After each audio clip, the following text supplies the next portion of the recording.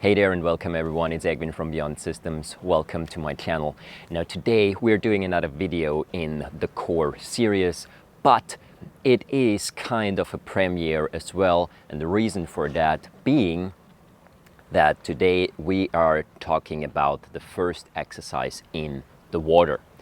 So today I want to take a couple of minutes to explain to you what exactly it is that we're looking for when we perform exercises for our core in the water, and then start it off with one exercise right from the beginning where you can actually already start to do something, start to feel the effects of it. Now before we get started, let me just say a quick thank you to all the people who support me on Patreon as well as through other channels, and that help me to actually make it possible and dedicate time to create videos like that. If you're interested to check exclusive content out that's wrapped around Patreon and other areas, then just click the link below or check the link below in the description. Okay, and now let's just jump right into the video. When we talk about water exercises, why do we perform exercises in the water rather than on land? First of all, the water gives, unless you have a massive fear of water, the water gives us really a very comforting feeling, and it has this encompassing, obviously, effect, this really holding aspect to it, which normally tunes the body in a completely different way. A lot more gimmicks literally start to light up in your brain, and the body sort of flows into a very specific state, a very foundational, very fundamental, very old state of its being, sort of remembering that it literally came out of water. And that's not spiritual or anything like that, that's literally physical. Now, each and every one of us obviously came out of the womb of a mother, meaning that we spent the first 9 months of our physical life literally encompassed by water, which is quite incredible. This is also why babies, for instance, they still can swim if you throw them in the water. Babies still immediately lock their airways, they do not immediately drown when you put them there, when you put them in the water, obviously, unless you leave them in there for too long and so on. So there is a lot of automated reflexes going on. There is also the mammalian diving reflex. I won't go into detail about those things too much, but just to give you an idea. So the water as an element is something that awakens something very fundamental in us, which obviously we can use in training exercises, because whenever there is different parts of our brain engaged and of our psychology and psych aspects and also physiologic aspects involved in this whole thing, then we can trigger the body in a completely different way, which is what we're looking for in diverse and holistic training, right? One thing to be said, some of the exercises in this department of the water exercises in the core series will seem quite similar to some of the exercises that you might know from aqua fitness or something like that, but I can tell you this, it's not aqua fitness. It has much deeper and more profound elements to it that I will talk about right now. First of all, the very first exercise that we're going to do will be still a land-based exercise, albeit already immersed in water for good parts of our body. So we will still stand in the water with our feet parallel to each other. The parallel feet part here, because we'll do a swooping motion from the left to the right, is quite important in order not to damage the knees.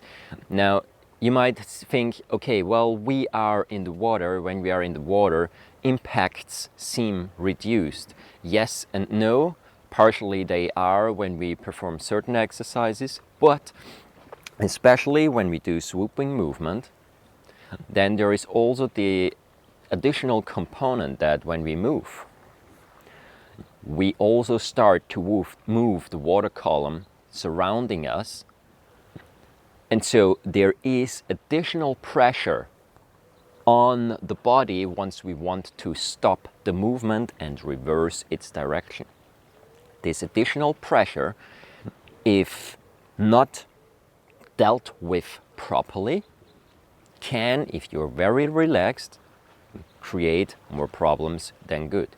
That's why I'm going to explain it in great detail so that you really have an understanding of, okay, what is going on, how shall I deal with it, and what are we going to do. So first exercise, inside edges of the feet are parallel. We stand in the water roughly up until the point where the water touches the lower end of our ribcage here. Now, when we do this, we allow our arms just to naturally drop in the water.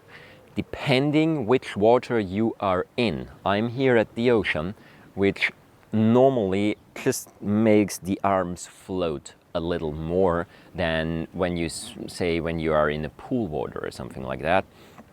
And that's absolutely fine. We do not want to bring our arms in any specific position. Just leave the arms in the water. If they start to float slightly, that is fine. The first thing that I want you to do is simply to turn from your body.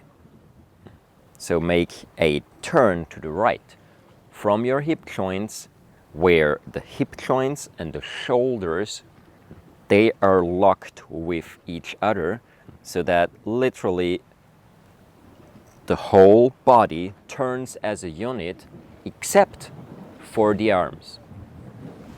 So when we have the arms in there, we turn, but we allow for this floating and sort of time dilated effect in our arms. We turn the body, but we allow for the arms to be a little bit off timing just due to the resistance that the water puts on them.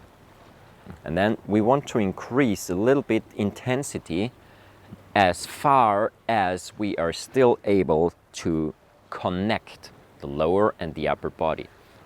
Now this seems extremely simple. It seems simple when we do it on land, just doing it like this.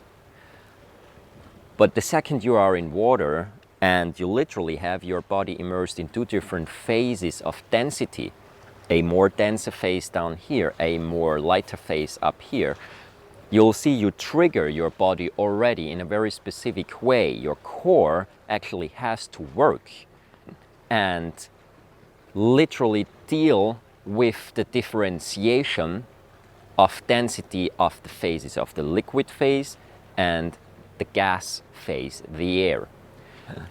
The more we speed up, the more we also create additional friction, the more we create additional drag with our arms in the water. Thus, the effect on the core, the stabilization necessity of the core muscles increases. The fun fact, I've always been talking in the last videos that core is not just my abdominals. And right now, especially when we do this, it's really about this allowing your arms, allowing your shoulders to float completely free. Note, it's not just the arms, the forearms and my upper arms are locked. No, it's literally me moving the arms and my shoulder girdle, my shoulder blade is moving with it. So I try to release as much as possible in the shoulders while still having this connectivity in the rest of my body, which requires tremendous amount of motor control. If you feel that it's difficult for you to do that, then use this exercise step by step, starting very slowly and building your speed up as we go to literally start and learn and comprehend how you should perform this movement. So this is step number one. This is stage number one of this exercise. So no action in the arms, action in the body, in the core. As for the question, how far should you turn? I'd suggest you turn as far as it's simple and easy, comfortable in your legs. Don't try to force yourself all the way to the left or to the right. Don't try to make the movement too big at this stage. Especially in here, you'll immediately notice that you have to do a lot of stabilization in your hip joints and in your knee joints as well in order for them not to completely overturn. Also, with your feet still anchored in the ground, make sure that your feet do not slip as much as possible. So you try to remain parallel with your feet while you perform this movement. All right, now let's take a look how this whole thing looks in the water. Like I said, just drop the arms in the water, let them float. Inside edges of the feet parallel, roughly shoulder width apart. You link your hip with your shoulder girdle, and now you start with those gentle rotations. As you can see, when you observe my shoulders, they do not tense up, they do not pull up towards the ears. They allow for free rotation of my upper arm in my shoulder joint and also for a little bit of rotation in my shoulder blade and protraction and retraction in my shoulder blade. This is exactly what I want from this exercise. And other very important thing, really precisely observe what is going on. This is just me changing angles so you see from a different perspective. Really observe what's going on in your legs, your feet, your knees, your lumbar spine, and your core, your abdominal area. The thing that you want to look out for is, since you're in water, you will need a lot of tension to stabilize this posture already. When you do it on land, no need. In water, a lot of need. Make sure that your knees are micro bent and that they are not overextended. Observe where in your hip joints, in your glutes, in your thighs maybe, you actually need tension to stabilize the posture. Also observe your abdominal wall and your lumbar spine. Where is tension to stabilize the posture and to actually link the shoulder girdle with the hip joint? Also, be very aware of your lumbar spine. Make sure that your lumbar spine stays in neutral rather than in any sort of a hollow back position. This is extremely important for this specific exercise since we are working with a vertical axis, a real longitudinal axis through the whole body. And so it's extremely important that the lumbar spine stays in neutral when you do this. Otherwise, you put a lot of pressure on it and create the need for additional stabilization. So as you can see, the arms are purely swooping, and this perceptual aspect of where is tension, where is pressure, this is one of the most important things in this exercise at this stage. And now once again, this whole thing from the underwater perspective. As you can see, my arms are just floating in the water. It's important to turn the pelvis not too far in order to keep the structure in the legs and to stop rotational forces in the knees before they become a problem. Again, just another perspective here. What's very nice to see in this angle is that my knees are micro bent. They slightly help with the rotation, but really in a very, very minute size of the movement. And the arms are completely freely swinging, as you can see, so they do not have one locked line with the rest of the body. They float from left to right, like we mentioned already. And now in this position, you can see that I actively arch my lumbar back. I have this hollow back. Now this is exactly what you try to avoid. You want this neutral spine like in this position.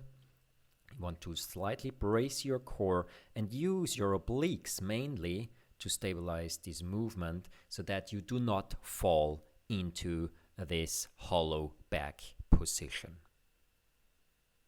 So the next thing is we're gonna immerse ourselves deeper in the water, still standing on the ground, but we'll immerse ourselves all the way up to the shoulder girdle here, and we'll have the arms float, but basically perform the same movement with our body.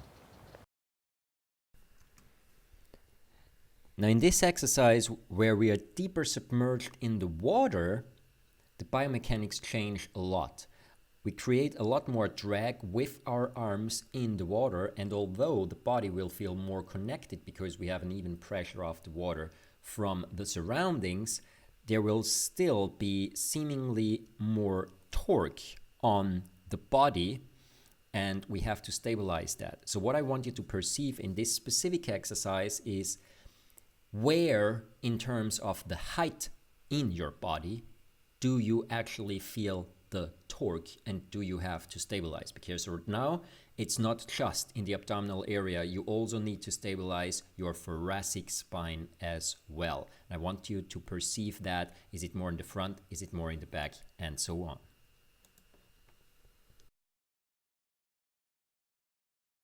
In here, the next stage is going to be that we literally start to turn this whole movement around and create another effect. This other effect is going to be that we place our arms in the water on the left side, and we'll swoop them over to the right, and then we swoop them over to the left. So what we're doing is we change the point of action. Before, the point of action or the area of action was definitely our body moving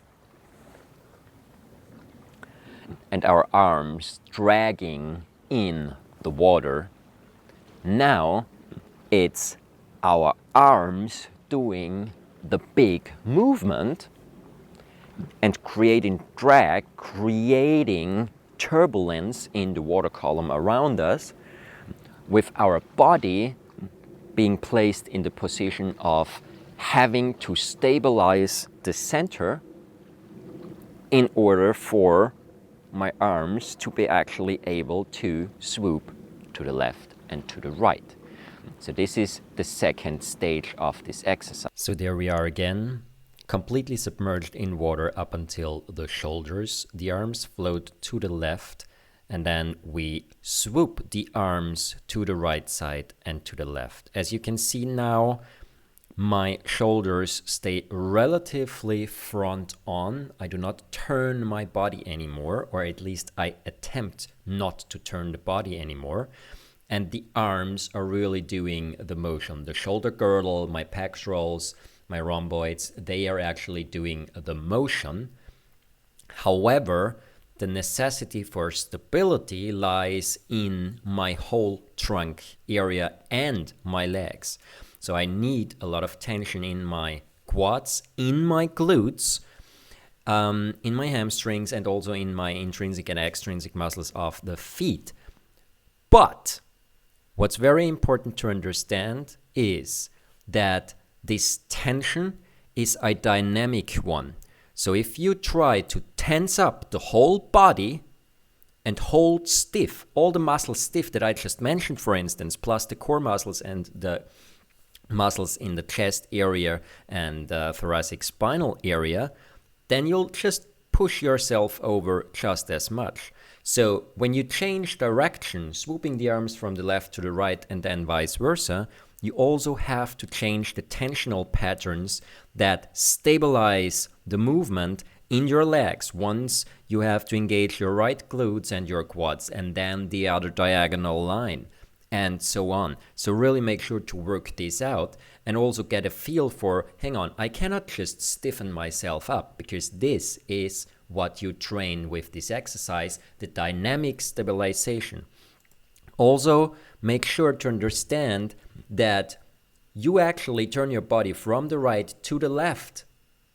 You have to engage the right side of your external obliques, the left side of your internal obliques, and you really just create this diagonal line to counteract the movement of the arms. So now a lot more is going on, and the shoulder girdle is literally just the motivator for a cool exercise. So let me wrap this up real quick. First stage, you stand in the water about yay deep. You turn the body and you allow for the arms to float.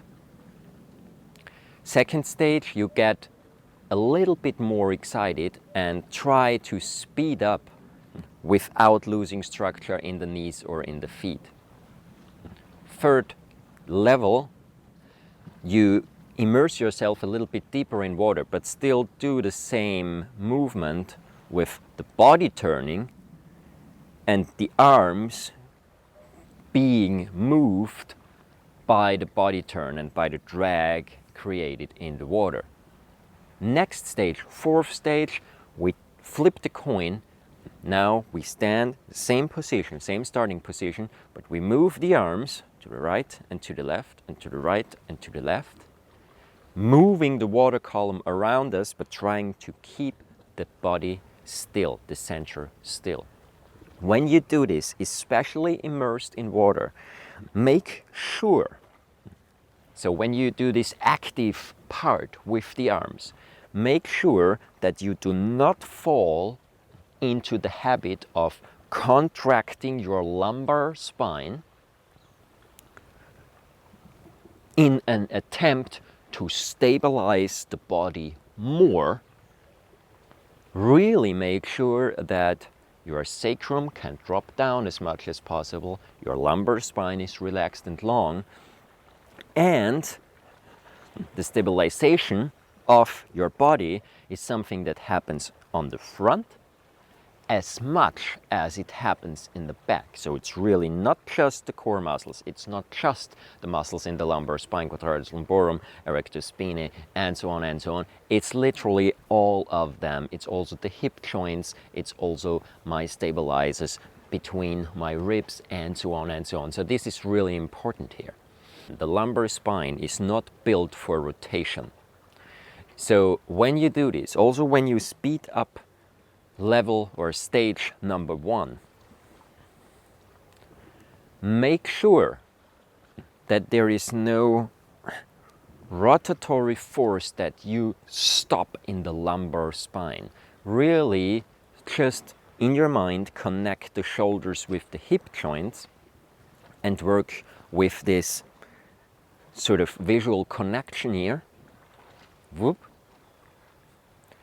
Because this will take pressure off the lumbar spine. If you do this and you realize, oh yeah, okay, see my upper body turns a little bit further than my lower body, then you'll get some sort of braking pressure, braking in terms of slowing down the movement, pressure and tension in the lumbar spine, which is not what we want here. We want the body to work with the stabilization in this case and not with anything else. Let's try the exercises, jump right into it, especially the second one where you use more of the arms. Obviously, it might be necessary to lean just a little bit against the water column, especially if immersed that deep, in order not to push yourself over eventually. And so, yeah, try this out, have fun trying it. And also, here is the thing, like you see me explaining it in great detail. This is because this is important, and that's what I said before, it's not aqua gym. We are trying to understand and to work with the body in a much deeper level. And there is much more to come in the other videos about the core stability, core function in the water. But I don't want to make this one too long again, so let's just wrap it up here. Have fun trying it out. If you're new to the channel and you haven't subscribed yet, but you're interested in more exercises here in the water, in more exercises on the land, more biomechanical aspect, consciousness aspects, how the mind connects to the body, and so on, you want to stay up to date with this series or other that are similar, click the subscribe button, hit the notification bell.